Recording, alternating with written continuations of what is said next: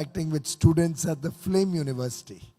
So it's been a very, very enjoyable morning for me, and I'm really looking forward to engaging with you on what's happening in the geopolitical space and how it has impacted the economies of our region. I think a lot is known to all of us. The world is in turmoil. Soon after the pandemic, we landed up with a conflict in Ukraine. Russia-Ukraine conflict has had a severe impact on the developed world more than the developing countries. And in two particular aspects, it has had a devastating effect across the world for both developing and developed countries. That's food security and energy security. And the consequential impact it has had on inflation, the interest rate movement, slowing growth, the whole cycle which we have seen happen in the past, which fortunately we had almost overcome very quickly after COVID. But this conflict has brought us back, or in fact brought us even worse off than we were pre-COVID. Asia, of course, has its own dynamics. It's a very complicated region. We have economic growth in Asia. I think the last IMF report mentioned that almost 50% of global growth is going to come out of Asia in 2023, as against only 10% coming from the developed world of Europe and the US. We have economies which are both democracies, and we have economies which are non-transparent, non-rule based on our northern borders. We have significant conflicts across Asia. The India-China problem, the India-Pakistan problem. Russia, of course, likes to call itself a European nation, even though I think most of their territories are almost a part of the Asian continental belt. And over the years, we started off as a non-aligned country, probably leaned closer or leaned more on the socialist thinking and the left of the center thinking over the years. Post-91, we tried to evolve as a market-based economy, but it always looked to be a half-baked effort until in the last decade or so, we've been seeing the country wanting to internationalize our work, engage with technology, engage with modern way of working. And I think today, India is clearly recognized as the country of the decade, if not the country of the 21st century. I'm glad you raised the issue about where India would be going forward. We've already moved from the 10th largest economy in the last 9 years to the 5th largest in terms of size of GDP. We are today probably the most populous nation in the world with a young demographic dividend. And I think the young demography of India, which at one point of time we used to be worried as a severe drag on the economy, today is being recognized the world over as our biggest asset. And I'll try to explain that in a minute or two. But clearly, the 5th largest economy in terms of size is not our rightful place in the Committee of Nations. I would suspect that in the next 4 years or so, at best 5 years, we'll be the 3rd largest economy in terms of GDP, in dollar terms. And I don't think by 2047, we'll be where the US is today. My own maths, my own calculations, and my own conviction about the way India is growing, about the foundational work that has happened in the last 8 or 9 years in terms of preparing the nation to engage with the rest of the world in our Amrit Kal, the next 25 years, gives me the confidence to suggest that India will be in a business as usual case, at least a $32 trillion economy, much larger than US is today. But given the young aspirational Indian, the talent that we have, the fire in the belly of the Indian of today, our 1.4 billion population is going to drive this economy probably closer to a $35-40 trillion economy by 2047. And if I may take a leaf out of an engagement, I had a similar engagement a couple of months ago in Bengaluru with the Startup Advisory Council that we have set up, where we have young and emerging startups, we have unicorns, we have venture financiers, we have persons associated with the entire ecosystem of the startups. In that, I had ventured to suggest a $32 trillion economy by 2047. And a lady in the room actually said, sir, if we are looking at 2047, our aspiration to be a $47 trillion economy by 2047. And I loved it. That's the young person of today. That's the aspiration. That's the desire of every Indian, that we want to be second to none. And it's eminently possible, eminently doable.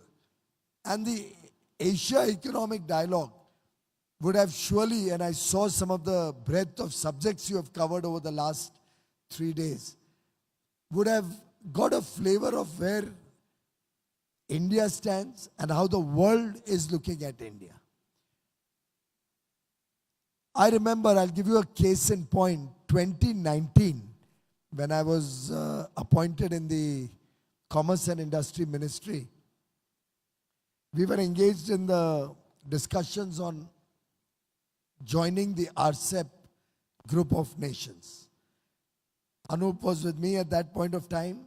Of course, our views differed very significantly, and having gone through the files and studying what had been discussed or what was being offered to India as a part of the Regional Comprehensive Economic Partnership, where we had China, we had the 10 ASEAN countries, we had New Zealand and Australia, and we had Japan and Korea. So it was a group of 15 countries plus India. We were the 16th. And we were in some ways an outlier.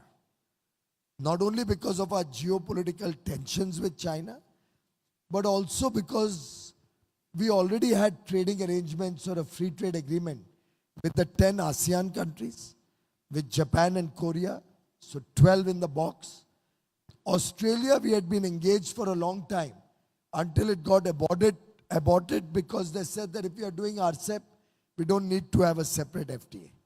And New Zealand is so far off and remote that we only do some $300 million worth of bilateral trade with New Zealand.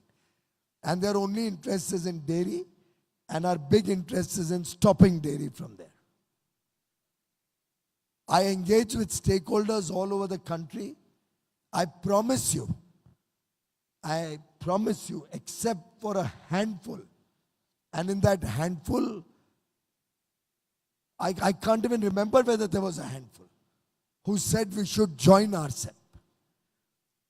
I don't even understand why we threw ourselves under the bus, because we were not an original part of RCEP. It was somewhere in 2012 or so that the then government decided to offer itself to become a part of RCEP. And to my mind, it was ill-conceived, an absolute disaster in the making. Because we were entering into a free trade agreement with our eyes open, with a non-transparent economy, where there's no rule of law, where there's no court of appeal, where the country's most prominent businessman just disappears overnight. And even till date, we don't know what's happened of him. Where businesses were forced to transfer technology if they wanted to work there, and where there was absolutely no democracy or rule of law, which could give relief if any wrongdoing was happening to you.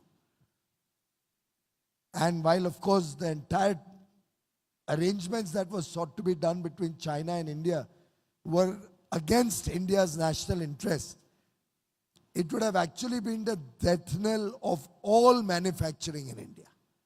It would have completely killed any manufacturing capabilities that we had or we sought to create in the years to come.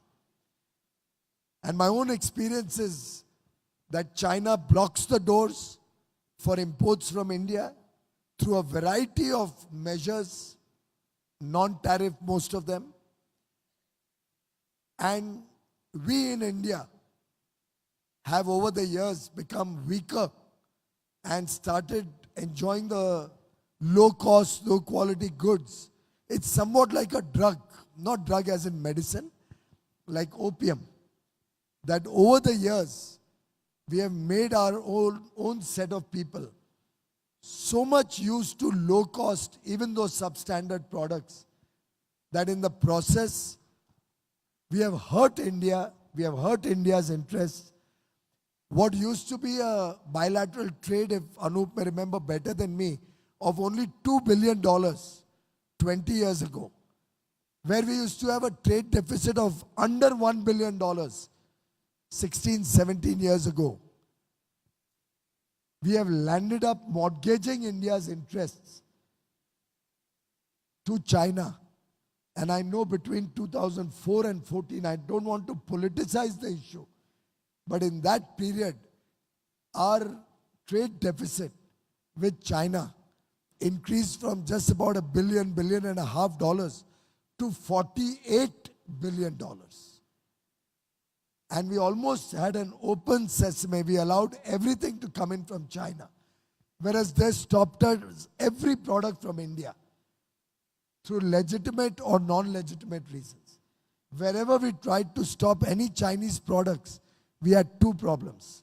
We had the Indian business persons who would lobby and not allow us to do that, or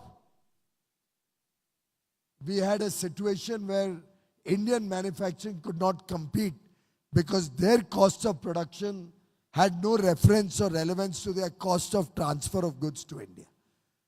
And therefore, it was music to my ears when Prime Minister Modi decided to not join RCEP on 4th of November 2019. Anup was in that room with me that day. But I tell you, across the country, every section of industry and business, every farmer, every person associated with dairy celebrated and heaved a sigh of relief that we've not thrown ourselves under the bus and landed up doing a free trade agreement with China. So we have a continent where there's so much divergence in economic philosophy, economic principles, way of working. They have, of course, got the fruits of being a dictatorship or a communist regime, but at the cost of human development. I mean, after all, in India, we cannot just pick up 1 million people and dishouse them or relocate them because a large furniture plant has to come up or a large furniture cluster has to come up somewhere. India believes in the rule of law. We believe in protecting the people's interests, their right to property, their right to liberty, their right to freedom of expression. And therefore, we have a situation in Asia where very different economic philosophies coexist. We are fighting against an economic system where, without having adequate access for our goods, we are allowing, and it will take some time before we can create adequate systems in place and adequate domestic manufacturing capacity, and also sensitize our people and our businesses to wean ourselves away from that opium, which is low cost, low quality goods, non-transparently priced coming into India from China. And I do hope the Pune International Center will play an important role to sensitize our people to the evils or to the risks that we have placed ourselves upon ourselves by this kind of trading relationship, which until 2001 or 2 was extremely low, probably $1 billion of bilateral trade, under 2 or 3 billion or 4 billion by 2004, and then has shot up to $100 billion today. I would also like to say that today the world recognizes India's strengths.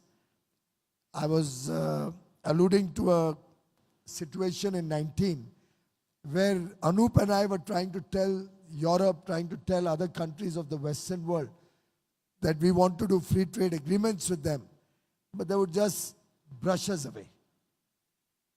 They didn't have the confidence about India. COVID, in some sense, what Prime Minister Modi did, converting the crisis into an opportunity, opened the world's eyes towards what India is and what the strengths of India are. The way COVID was handled in India, the way we were able to save lives, our ability to innovate and come out with vaccines, produce vaccines, distribute and vaccinate the entire population. We've had 2.2 billion free vaccine doses to our citizens. I think it's a world record. Nobody would have done 220 crore vaccines in such a short period of time, all indigenously manufactured at a cost which is probably the lowest in the world. Today we have 4 or 5 or 6 vaccines, and you are the vaccine city in large measure. So Punekar should be very proud about that. Though I took a vaccine made by Bharat Biotech. And at that point of time when we had to decide which one to take, Covaxin or Covishield, my wife used a very simple formula. She said, look, all our life we've got vaccines made by Bharat Biotech. All our children are pumped with vaccines made by Bharat Biotech. We'll trust Bharat Biotech, and so we are, all of us in the family, Covaxin takers, but not to say that Covishield is any less. Both these vaccines have done India proud, made in India, one of course discovered and created in India also, and they have really served the nation honorably. Similarly, during COVID, we did not let down a single international commitment. So while there was lockdown, there were all sorts of difficulties. Our Indian exporters, both of goods and services, met every single international commitment. That's the strength of Bharat. And therefore, today, the world looks at India as a trusted partner. I remember Prime Minister Modi using this phrase in Rome in 2021 at the G20 meeting, where he offered to the world our friendship and India as an important element of their supply chains, as an honest, transparent, rules-based trading partner, and as a partner they could trust. And that trusted partner is what the world today is looking for. And India is seeing the fruits of that. We had the highest ever exports last year, 21-22, $675 billion worth of exports in a year, with services at 254 billion, all-time high. Merchandise exports at 422 billion, all-time high. And collectively, we were able to demonstrate to the world that despite COVID, India and Indian businesses can do wonders. And therefore, today we have a situation, friends, where we did the fastest ever FTA in the history of the world. 88 days, start to finish. The UAE-India Comprehensive Economic Partnership was settled, finalized and signed from launch to finish. Australia technically took a little longer. We launched in September 21, signed on 2nd April. But if you look back, between September and December 21. First, we had a COVID wave. Then Australia had COVID. They had locked down their entire country. There was a compulsory 14-day quarantine in Australia. Then Christmas came in. So till December, we didn't have a single meeting to further the India-Australia FTA. On 31st December, I saw Sydney Harbour all lit up and maybe 500,000 people on the streets. So called up my counterpart, Dan Tehan, and said, hey, you guys seem to be out of COVID. Let's get down to negotiating the FTA. So we decided on 31st December night to have a VC on the 4th of January. And from 4th January, the first VC, to 2nd April, when we signed the first part of our economic partnership, ECTA, Economic Comprehensive Trade Agreement, ECTA, the Unity Agreement as it is known in Australia. And if you calculate 4th January to 2nd April, it's less than 88 days of actual negotiations and finalization. So that's the kind of enthusiasm the world today is demonstrating in wanting to work with Asia's emerging powerhouse. Because they realize that depending on one geography has cost them dear. And they recognize that India as a transparent rule-based economy would be a safer bet, would be a more resilient supply chain participant, a more honest economy to work with. And therefore today we have negotiations going on with Israel, we have negotiations going on with UK, we have negotiations going on with the 27-country EU, negotiations for an early progress trade agreement, EPTA, are going on with Canada. The 6-nation GCC, of which UAE we've already finalized.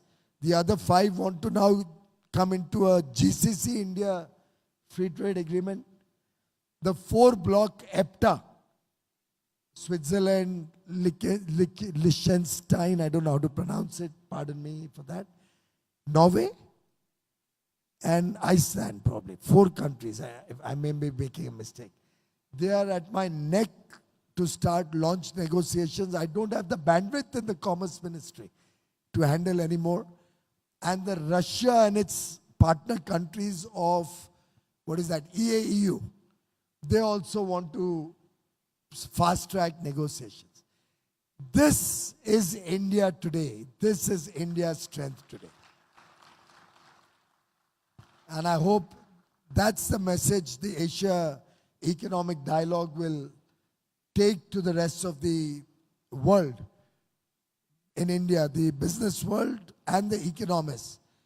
Be proud about your achievements. Be proud that we have strong macroeconomic fundamentals. Be proud about the reform done over the last few years, which have created a strong foundation on which we believe India is not only today the world's fastest growing large economy, we will continue to be the fastest growing large economy, not for the rest of the decade, but for many, many decades to come. India has awakened. India has arisen. India today works with the rest of the world from a position of strength. And India today is recognized the world over as the trusted Asian partner to have, as the country and the leader. You read every day, the world looking up to the leadership of Prime Minister Modi. His comment, this is not an era of war, resonates with the rest of the world. They hope he will be able to find a solution to the problems that the world is facing currently. And I do believe it's the power of 1.4 billion Indians behind him, which today gives him the ability to work with the world, to showcase India's strengths to the rest of the world. I thank all of you for your good work, which has enabled Prime Minister Modi today to take India to that level, which will make us the country to watch out for not 1 decade, not 2 decades, but hopefully for the 21st century. Thank you.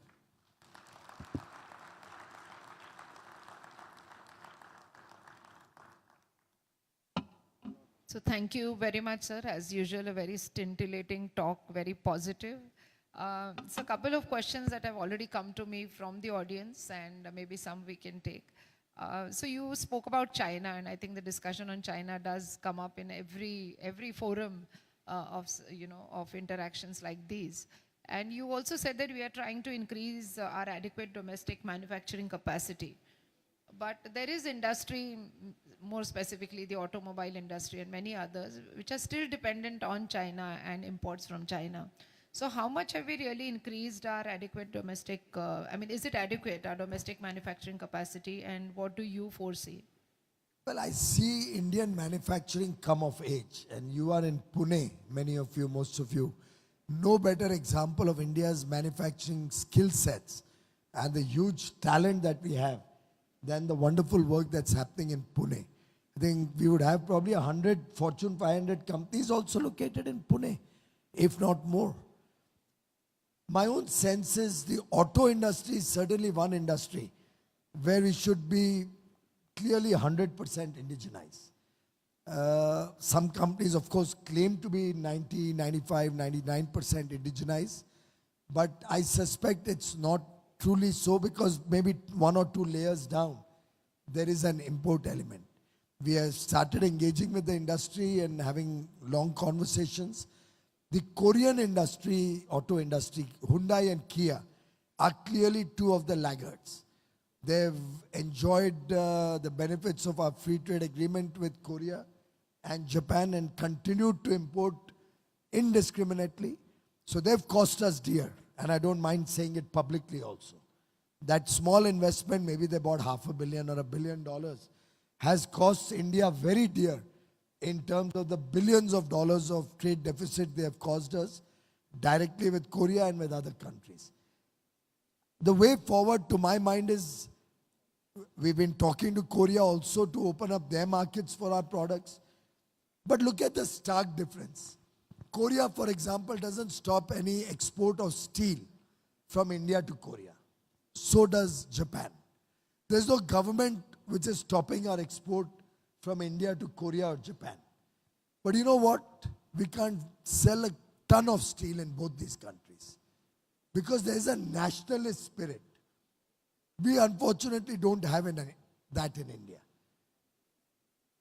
If we can save 10 cents, we are happy to import from anybody. We are happy to strengthen China and import from China if we can make 2% more profit in our business. It's a very unfortunate and sad reality or mirror that I'm showing to our industry and our consumers. And it's high time that situation changed. Korea or Japan will buy steel from their domestic company at $100 a ton more, but will not allow an Indian company to become their supplier. No government stops it. And when we talk to the government, they say, but we have not, there's no barrier from our side. But there's that nationalist spirit that businesses there demonstrate to support their own industry. And look at us. I remember a case where I was imposing anti-dumping duty on a particular product. The DGTR findings showed that it deserved to be, there was a surge in import, we should stop it. And when I saw the product, I said, it's such a simple product, there must be domestic manufacturing. Why are they importing it? And when I found out from the importer, from the person who was manufacturing in India, who were the main consumers, I found some who were known to me. So I remember it was 11 in the night. I woke up the MD of the company, which could have been a potential consumer, but was currently importing. And I said, why don't you buy it from the Indian manufacturer? On his finished product, the impact was 2.25%, sorry. On a product of 40 rupees, 35, 40 rupees or so, 10 paise ka impact tha, 10 paisa. But he said, no, my systems will not allow it. I'm getting it cheaper from abroad. and I will have to continue to import. So I had to take the action of imposing an anti-dumping duty. Anup was there, he may even remember that particular case. 2 Indian companies, of course, the other one who was a buyer was a multinational. But I don't think it is very much different for our Indian-owned companies also. It's very unfortunate. But I think it's time that this awakening comes and this little bit of the national spirit, which Prime Minister Modi has very often tried to articulate and speak about.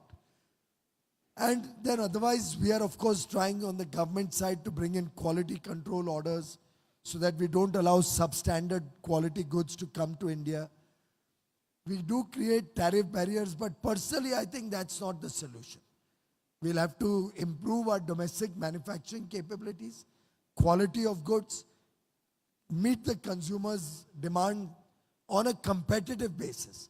We brought out PLI schemes worth nearly $30 billion for a variety of sectors which were decided by the private sector themselves. Pawan Goenka, whom many of you will know, the ex-Mahindra CEO and now who's handling the space privatization efforts to promote space technology in India. He headed the SCALE committee, steering committee for advancing localization and promoting exports and employment. And they determined which sectors needed PLI. But that is only a kickstart. It can help you for a few years. Ultimately, Indian manufacturing will have to be competitive, will have to stand on its own legs, will have to provide quality products to the consumers. And of course, our consumers will have to be more careful or more caring for the potential that we are losing because of indiscriminate imports, even of goods which can jolly well be made in India. Which includes, by the way, a lot of hotel furniture. Sir, I think you very well said this, that, you know, this nationalist spirit that must come within each one of us as citizens and not look at this little 10 paise, you know, difference, but buy from our own manufacturers. And I can quote one of the, you know, discussions that we constantly have at the Maratha Chamber for Commerce and Industries is how MSMEs don't get paid, you know, by big companies within the stipulated period of 45 days. You know, that kills these smaller companies. And I think, you know, this is the spirit that one must, you know, at large companies must make a note of and ensure that these payments are done so that you know, you I'll go encourage one others. step further. And Pune has all these big industries which are totally dependent on MSMEs. I'd gone to the extent of appealing, particularly when I was handling power ministry. I'd even tried to convince, right from 14, I've been trying to talk to industry. Why even 45 days? See, a large company, a Tata, or a Birla, or a Kalyani, or a Mahindras, each one of them would have the lowest cost of borrowing. They can borrow probably even today at, now Libor is gone, but let's say whatever are the benchmark rates of the Reserve Bank of India. Now, and probably at times they've been able to borrow at below repo rates also. Because now with the Reserve Bank bringing the two twin repo and reverse repo rates, very often banks prefer to lend to AAA corporates at repo or slightly below repo through commercial paper. I said, why can't you pay against delivery? They are your regular suppliers. They are borrowing at 10, 12, 14, 18% sometimes. If they don't have very good credit rating or financials, they borrow from the NBFCs at even higher rates. So if the large companies would pay against delivery, each one of the MSMEs can become more profitable, can increase their scale of operation, and may actually give you an early payment discount, much more than what it will cost you. But I don't know why it's not found resonance with large industry. I hope Pune shows the way. Dr. Mashelkar, you catch hold of all your big industry in Pune and they all listen to you. आप एक मुहिम चलाइए इसके बारे में. Sir, हमने जो मुहिम चलाई है वो अभी हमने लिखना शुरू कर दिया मीडिया में. You know, Ajit Ranade just wrote about this in one of the prominent newspapers. But sir, let me also tell you that since the last 2 days or 2.5 days, one topic that is resonating is climate change. And as a minister, what have you brought in for green technologies, bringing in these green businesses? So can you share some of your thoughts on this? I don't know if you recall when Prime Minister Modi was in Gujarat in those years, Al Gore had come out with his book, then famous book, Inconvenient Truth. Prime Minister Modi immediately, a few months after that, came out with his version, Convenient Action. Because the inconvenient truth in India, we recognized it a few thousand years ago. We don't need somebody to come and tell us that we need to respect nature, we need to respect and protect the environment and climate.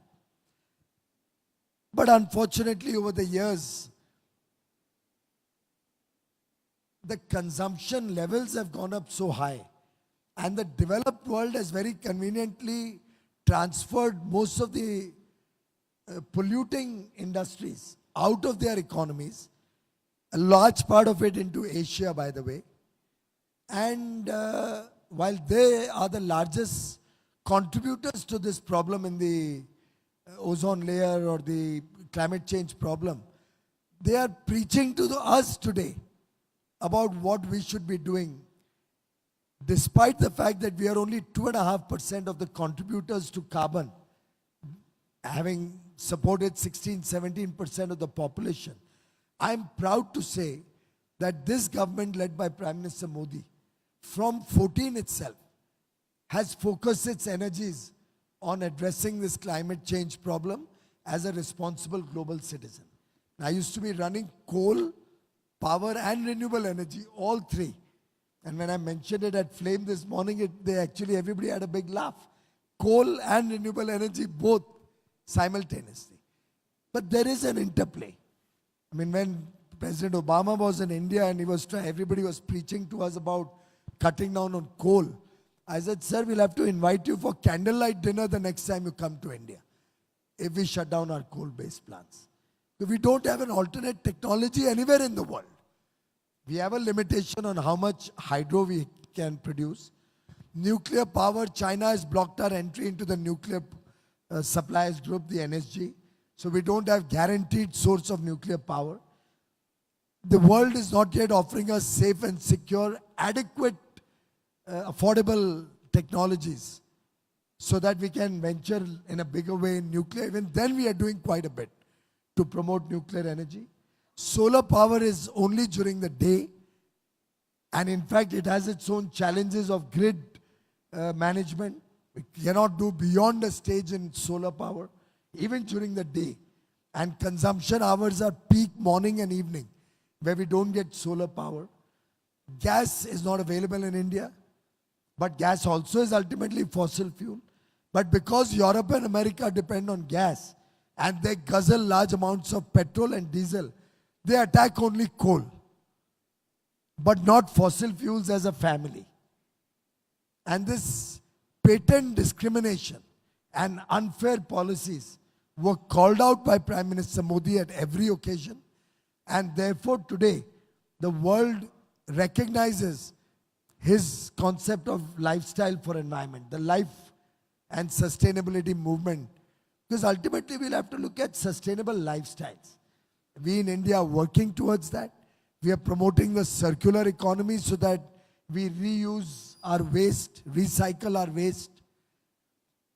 Solar power, when I was energy minister, we upped the ante from the National Solar Mission, which planned to be 20 gigawatt by 2022. Prime Minister Modi upped it to 100 gigawatt, and we achieved it. We had committed to be 40% installed capacity being clean and renewable by 2030. We achieved it in 21 itself, 9 years ahead of schedule. We are amongst the only few countries in the world which submits our UNFCCC two-yearly report, biannual report to reflecting on our achievements of the Paris Accord and our nationally determined contributions. Very few countries give the 2-yearly report. We do every 2 years, sincerely and diligently. Amongst the top 5 performing nations in addressing climate change goals, India is included, top 5. In fact, in the top 10, there's no other G20 country except India. And now we have a 500 gigawatt target for renewable energy.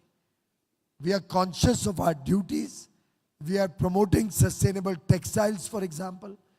By the way, PET bottles, you know what, for water, this, to my mind, is criminal. I'm sorry for whoever makes this, but this is criminal. I'll tell you why. Now, this is a glass bottle. The transporting cost is humongous. And who transports it? Diesel-driven trucks. This bottle is viable only if it is recycled 6 or 7 or 10 times. Am I right? We can't destroy it after one use. So 6 or 7 times this gets transported through diesel trucks. You have to wash this bottle every time. How much water is consumed to wash this bottle? More than the water inside this bottle.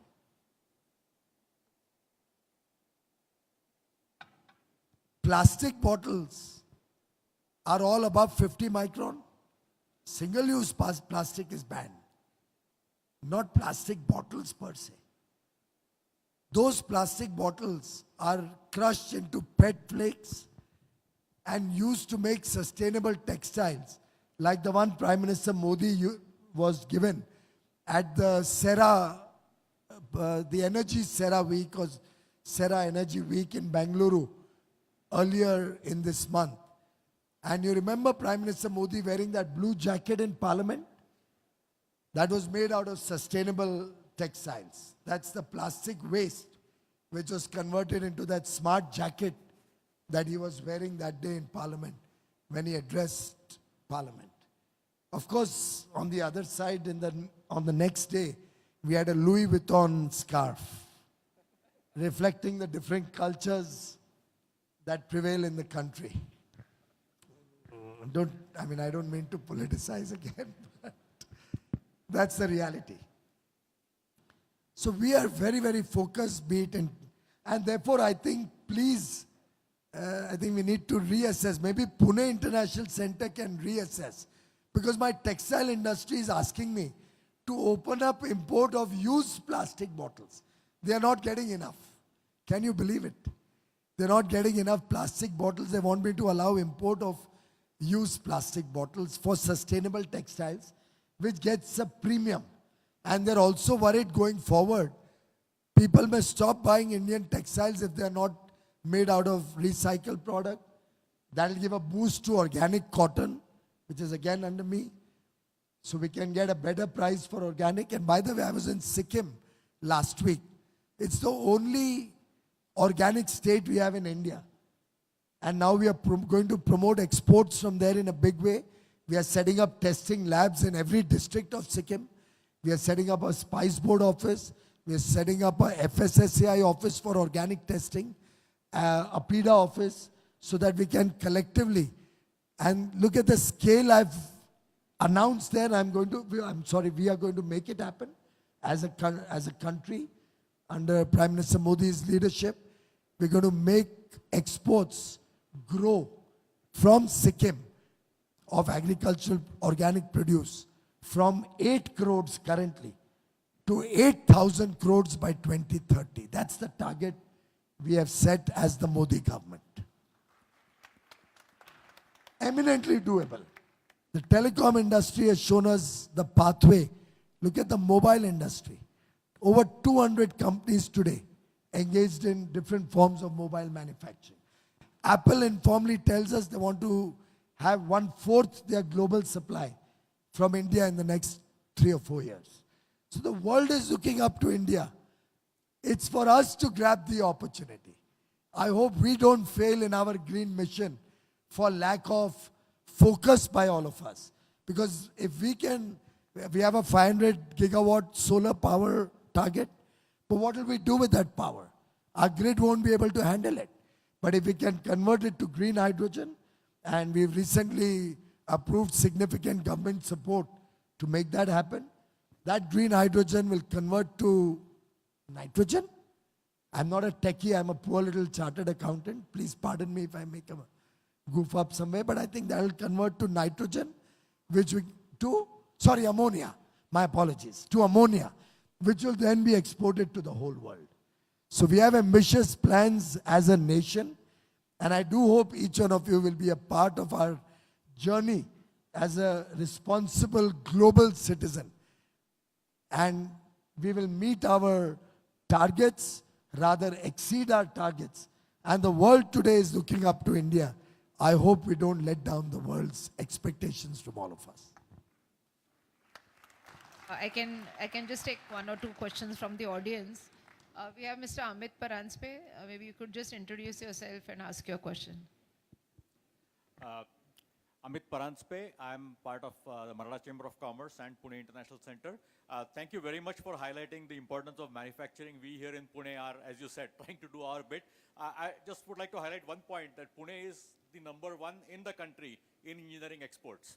So we are definitely doing our bit, and of course we need more help from all of you to do it even better. My question is, you also talked about extensively about trade. Now going forward, how do we see these kind of FTAs panning out in the next year or so? Especially, you didn't mention countries like US, some of our other bigger partners. What kind of progress would we see there? Well, I see good progress in some of the FTAs with countries like UK and Canada. Switzerland and their sister countries have not yet launched. I'm trying to settle the broad framework and the sensitive issues. For example, they've committed they won't ask us to open up dairy. When I explained to them that, while we may be the world's largest dairy producer, but our millions of farmers depend on that small quantity of dairy, and we can't allow imported dairy products to come and affect pricing or the farmers of India. That's subsistence for them. 2-acre, 5-acre farmers, couple of livelihood cattle or something. You can't allow dairy to come into the country duty-free. So even similarly on patents, I can't accept anything which will restrict our pharma industry. So few sensitive issues if we sort out, that could also be a possibility. Europe is 27 countries, much more time-consuming and much more bureaucratic in their approach. So I suspect that will take some time. The US, sadly, doesn't have congressional support to engage in free trade agreements in the future. So US, we are not doing a formal market access free trade agreement, but therefore they have devised, and the FTA approval in US needs Congress to approve it. And they don't have the ability to pass anything through Congress because there's no bipartisan support on this. So that's why the Indo-Pacific Economic Framework, IPEF, has been conceptualized as an alternate framework through which, while market access may not be offered, because of which we have not yet joined Pillar 1 on trade. But we are looking at getting closer to the US in terms of resilient supply chains, our technology partnership, opening up our economies through indirect measures which go outside the realm of a free trade agreement. We have very high level and very significant and very frequent dialogues with the US. You might be reading about it. I was there last month for our trade policy forum with the USTR Ambassador Catherine Tai. Went off extremely well. And I had meetings with several CEOs. The Commerce Secretary, my counterpart. I have two counterparts in the US, USTR and Commerce Secretary. Gina is coming in on Holi on the 8th of March. And we have our commercial dialogue. And she's flying in with a huge business delegation of the top corporations of the US. Only last night, midnight, we were on a call where we were exchanging notes, and I was inviting her to come and celebrate Holi with me on the 8th so that we can give her a cultural flavor of the Festival of Color. So I think, and she's super excited, I'm told, about the way, actually I'm not told, she told me yesterday. She's super excited about her visit to India, along with the business people. And she was telling me about some of her calls with CEOs in the US. And she says, I've had hour-long calls, as have I had with the Indian counterparts in the CEO forum. And we are both really investing huge time and capital in making the US-India come closer together and our businesses engage deeper with each other.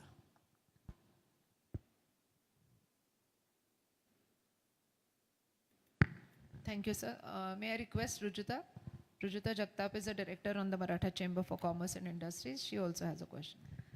Thank you so much, Honorable Minister. I represent the MSME, and of course, we are very thankful for all the initiatives that the Ministry of Commerce has taken, which are very conducive to boost the economy. So thank you so much.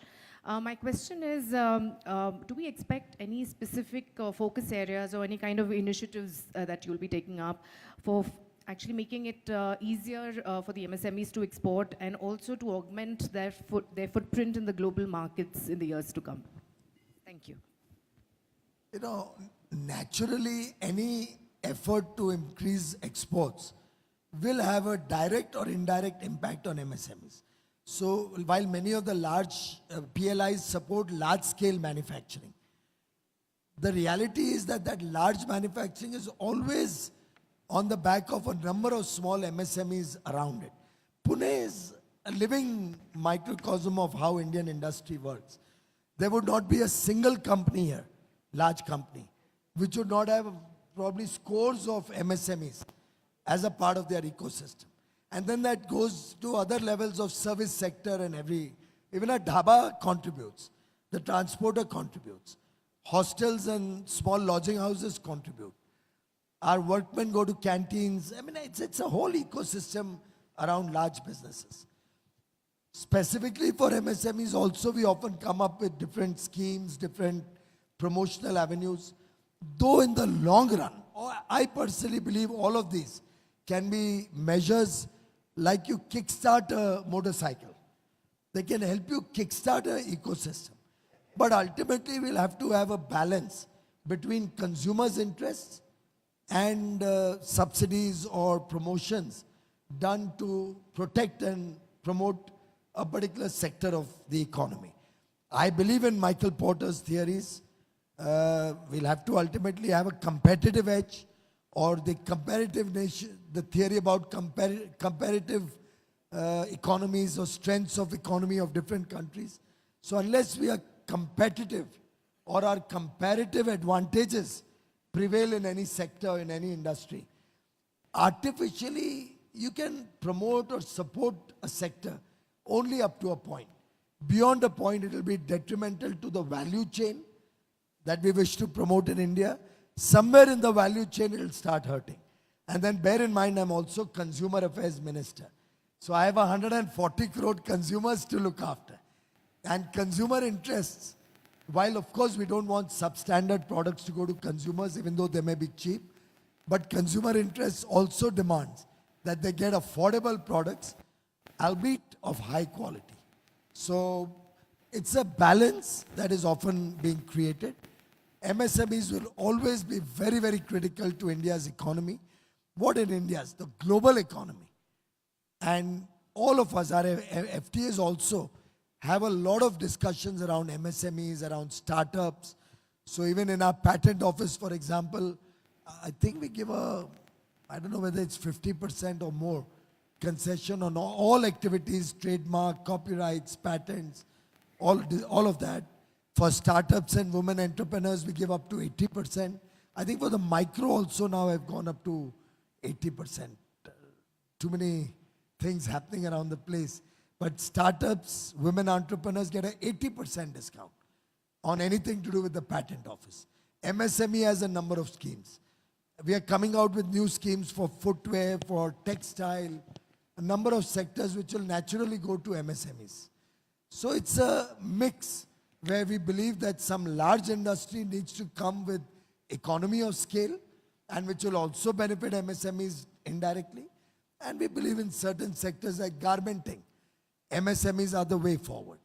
Or accessory manufacturing, component manufacturing, auto component manufacturing, where MSMEs will play the role. So if you don't mind, can we take one more question? Let 2 or 3 ask at the same time. I'll try to give a combined answer. Mr. Bhargav? Sir, I have interacted with you as CII and Maratha Chamber multiple times. My name is Pradeep Bhargav. But right now I'm talking to you as a corporate citizen, as a PIC person. Mike, if you can hold it up. Yeah, can you hear me now? Yeah. So I think you answered every question, and Vidya stretched you by talking about environment, and your versatility was coming out wonderfully. You addressed questions. So this poses to me, and we as industry, as citizens, are very happy with the bridges you have built, the enablers that your government has created in terms of policies, infrastructure. The issue, sir, and there's no white ball for you. You take everything, and we know your versatility, and to that extent, I'm not binding you to your portfolio, but as a consumer affair. Sir, there is something, it's a request, not a question. There are a set of people who are not in this hall. We need to bring in some dignity, equity, social security. It's all there on your roadmap, sir. By a whole lot of workforce, particularly informal workforce, the labor laws in which I've been involved and worked with you when you were in that committee also, sir. I think it's time that we address the needs of informal workers working for the formal sector and otherwise. Sir, not a complaint, just a request, because I don't think we can be an Asia emerging powerhouse if you're not inclusive. I don't think we can comfortably be here, whether it's a glass bottle or that bottle. I think we owe it to them. Sir, your government has come out with one of the most amazing laws. They're all there. Just a submission to you. Don't have to give an answer, but I think that's something that this Sarkar owes it to the people. Thank you, sir. So I think we need to close now, and I mean, we've had enough questions for sir. So there will be a lot of hands that will be raised, but I can also see your office people also, you know. Just one point to supplement what you said. Clearly, if we brought out the labor laws, the intention is to get them through. But you would have seen, even the education policy, we took nearly 3 years or 5 years to come out with it. It started when Prakash was the minister, probably. You're Punekar again. But we received 300,000, 3 lakh responses को study किया गया. And आप बताइए reform, education reform, कितने वर्षों से इस देश में चर्चा हो रही है? We've been discussing it for decades that education systems need to be reformed after 34 years. But tell me a single criticism that came out after the National Education Policy 2020 was unveiled. That's the nature of this government's work. It takes a little time because we engage with all stakeholders, address everybody's concerns. We would like to be a more inclusive government which is thought-provoking, takes people's, eggs people on to give us even angular ideas, out-of-the-box solutions. And that's why the education policy was successful. Zero criticism. Could you imagine? Education policy, even the communists didn't criticize it. Forget everybody else. So I think the labor laws are going through that process. You'll see them soon. But I want to, before, I know he's also giving me hints and time is up, but one thing I'll tell you, reflect on it. What has this government done different from previous governments? Let me give you 2 or 3 cases in point. For 67 years after independence, we had half our population going to the fields or in a slum, finding a track, railway track or some quiet corner for their daily needs. How shameful and how undignified was that? We are all in this room, we've all lived through that period. Governments came and went, prime ministers came and went. Did ever anybody talk about it? Did ever anybody think that our mothers, our sisters, our daughters, the indignity that they had to face, and of course men also. Why did so many years go by? And why could we not have anybody sensitive enough to sort out that problem? We used to actually have Hindi film songs around it, but never thought of solving the problem. There was a time roti, kapda and makan was what kept people engaged all their life. A little bit of small saving people would do to build their own home. कोई एक जना घर में बीमार हो गया तो वो पैसा जाता, वो तो जाता ही जाता. The person would take a loan. After all, everybody wants to give the best to his near and dear ones. एक बीमार हुआ और आदमी जिंदगी भर बॉन्डेड लेबर बन गया, वो लोन ही रिपे करते रह गया. किसने सोचा था कि 3.5 गरीब लोगों को, 3.5 करोड़ गरीब लोगों को मुफ्त में घर दिया जाएगा, मुफ्त. Who had ever thought of it? Covid में नेशनल फूड सिक्योरिटी प्रोग्राम में तो अनाज 5 किलो या अंत्योदय फैमिलीज को 35 kilo as a family, individuals को 5 किलो मिलता ही था. पर कोविड में we realise there is economic distress. It was doubled, 5 kilo extra to 80 crore people for 28 months, cost nearly 4 lakh crores. Your money. It's not, we don't have anything except the money you contribute as your taxes. But did the Indian taxpayer ever today, before 2014, ever feel satisfied when he paid his taxes कि मेरे पैसे का सदुपयोग हो रहा है? 2014 के पहले तो ये सोचा जाता था 100 रुपए भेजेंगे तो 85 रुपए तो उसमें चोरी वोरी हो जाएंगे, दलाल भ्रष्टाचारी ले जाएंगे. 15 पैसे भी गरीब को पहुंचे तो गरीब दुआ देता था. Who had thought of jam coming in? And today nearly 25 lakh crores going to the common man, to the poor man through direct benefit transfer with zero leakage. मतलब 25 लाख करोड़ आज से 20 साल पहले भेजने होते तो 2 करोड़ रुपए लगते to send 25 lakhs to the poor man. Do you realize what one nation, one ration card has done? The same प्रवासी मजदूर, unorganized labor you're talking of, जो बिहार, यूपी, ओडिशा, अलग अलग जगहों से या नॉर्थ ईस्ट से आके पुणे, मुंबई, सूरत, अहमदाबाद, तमिलनाडु, तिरुपुर में काम कर रहे हैं, उनको आज देश में किधर भी जाए एक अंगूठा दिखाना है, कुछ नहीं, कोई राशन कार्ड भी जेब में नहीं चाहिए. आपका अंगूठा ही आपका राशन कार्ड है, आपका अंगूठा ही आपका बैंक अकाउंट है. One nation, one ration card. It democratized ability to get your food grains anywhere in the country. 5 lakh places you can go if you are eligible for that amongst the 80 crore poor or let's say neo middle class, lower middle class. These have been game-changing reforms. Healthcare, 50 crore people. Now, a poor man has his basic needs taken care of. रोटी मिलती है, घर मिलता है, कपड़ा आज कोई issue है ही नहीं.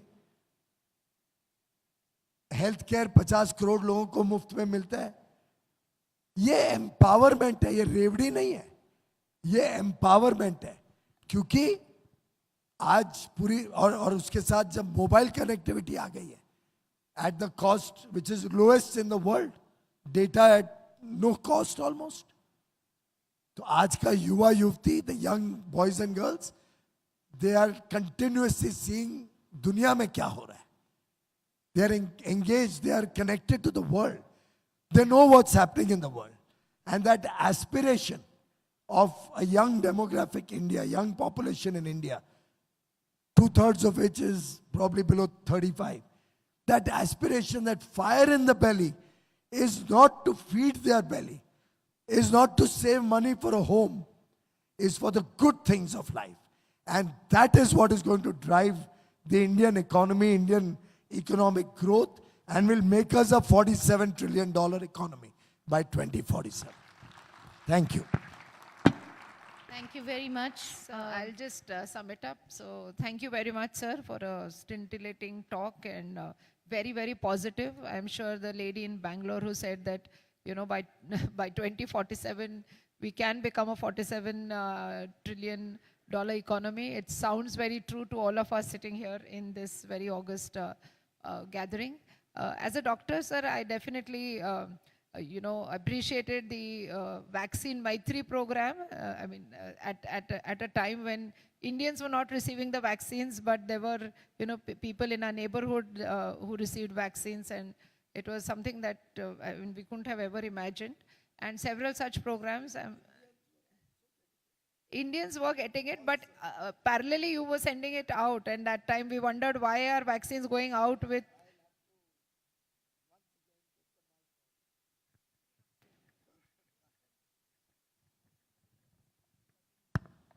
I'm sorry, I just need to correct you, Dr. Vidya.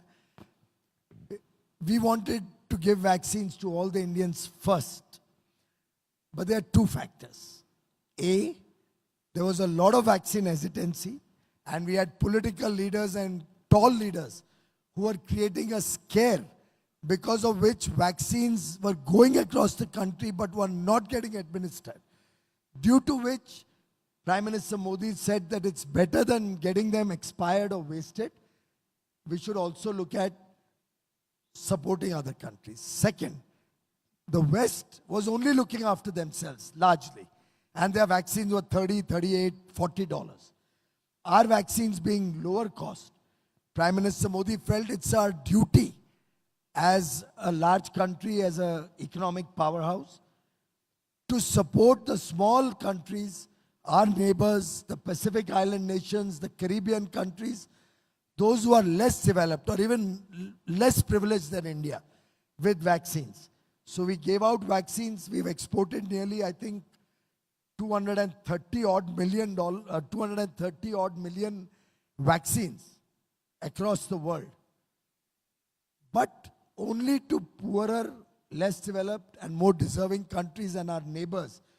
And Vaccine Maitri we are proud of, but we did not do it at the cost of vaccines to India. We first did it with the spare vaccines, and then after India had met its own needs. So we balanced both Vaccine Maitri and our own domestic need, lest a wrong message go from No, absolutely not. I was giving a reference to the finance minister of Bhutan, who was very, very appreciative of this when he spoke yesterday in this gathering. And in that context, I said that it was a commendable exercise by the government. And yes, and many of the neighboring states. Not only this, but I mean, the kind of people that you brought back during COVID, through flights being, and also students that came back from Ukraine who suffered very badly. So, sir, excellent talk. We are indeed very happy that you accepted our invitation, and this was a wonderful open interaction. We hope that you come back to Pune again and come and interact with us more closely. I would only say that the things that are said in Pune generally come true. So let's hope that the $47 trillion economy statement also comes true. And we will always remember this, when we grow old, but we will be there at India at 100. Thank you very much, sir.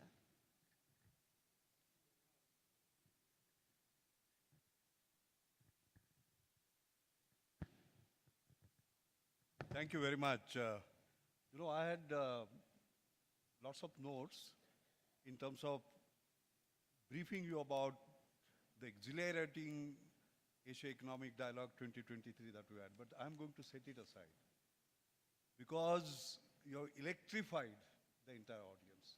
I don't want that electricity to come down. You have been absolutely amazing.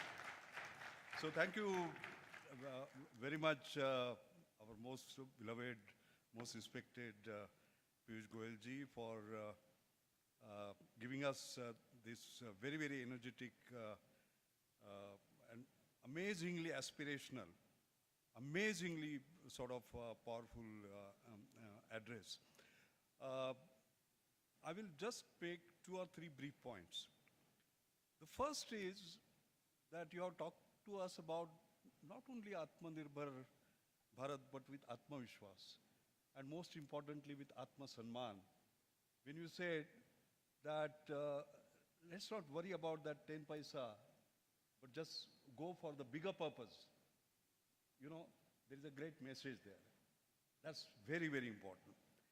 The second, you have talked about India's transformation under the dynamic visionary leadership of our Prime Minister and with dynamic leaders like you, with speed, with scale, with sustainability, which has never been seen before.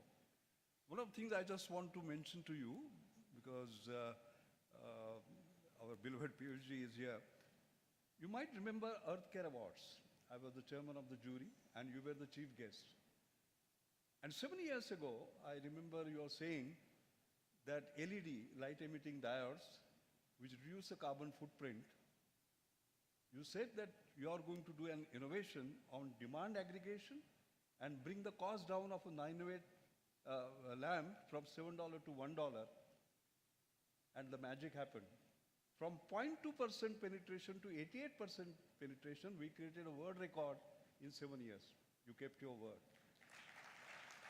So when we talk about speed, scale, and sustainability, that's what it is. And as an aside, let me tell you, I've been a jury of a Nobel Prize equivalent in engineering called Queen Elizabeth Prize of Engineering. It won the award for light emitting diode because I mentioned exactly what you did and said that it is not just from privileged few, it is from around the world. So that is what we have been able to achieve. That's the first point. The second point I want to say is the talent, technology, and trust issue, basically. Trust in ourselves. It is not about make in India, as in assembled in India, but invent in India. I'm very happy to sort of mention Mr. Ravi Pandit, who is sitting here, KPIT Technologies. There is this NIMITLY program, New Millennium Indian Technology Leadership Program, the biggest public-private partnership. He, along with the National Chemical Laboratory, Central Chemical Research, we talk about fuel cell, right? They have world's best fuel cell today. Performance, not $400 per kilowatt. They have got $400 per kilowatt as against the world, 1,000 to 1,200. It is ahead of the rest of the world. And when we talk about Make in India, 95% of the components are indigenous. It is doing dance now. India's first indigenous. So this is capability of Pune. This is capability of India. I think technology and policy combination will take this sort of way forward. That's the second point I wanted to make. And the last point I wanted to make, because I'm setting aside everything else. There was very interesting discussion on 3Cs, COVID, conflict, climate change. I'm setting it aside. There was a fourth C also that was mentioned, by the way, that is becoming critical, chip. Semiconductor, we had a fantastic discussion. I'm setting it all aside. The last point I'd like to make is that since you talked about startup, you know, my book, you know, I've presented it to you, Leapfrogging to Pole Vaulting. Startups, until 2016-17, we had one unicorn per year. 2021, we had almost one unicorn per week. To be precise, as a scientist, I have to be precise, 42, not 52, but almost. But what is more important for me is that I did an analysis of where did they come from. Do they come from IITs, IIMs, Ivy League, etc.? Close to 50% of them come from tier 3 cities, tier 2 cities.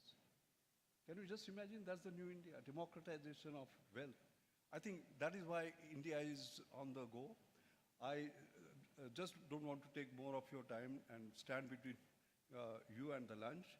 Again, we are most grateful to you for sort of energizing us. I want to thank all the speakers, Minister Dr. Jaishankar, who inaugurated it and you ended it. We could not have had a better start and a better end. We want to thank both of you. We want to thank all the speakers and our own team. Gautam, you will sleep well. Ambassador Gautam Pambawale has been, you know, not only the convener, but Karta Karvita, as we say in Marathi, of all this, and helped by Prashant, Girbane, Kiran, Shilpa, all of you, all of them have sort of worked very hard. So I want to thank all of them. And on behalf of Pune International Center, we like to present, yes.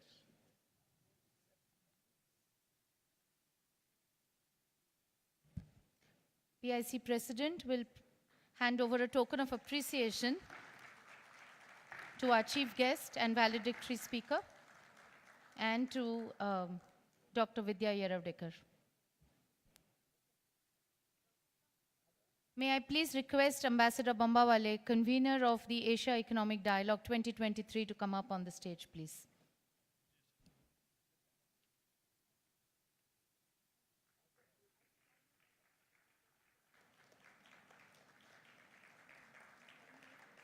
Thank you. May I request everyone on stage to please step forward for a group photo, kindly. Thank you.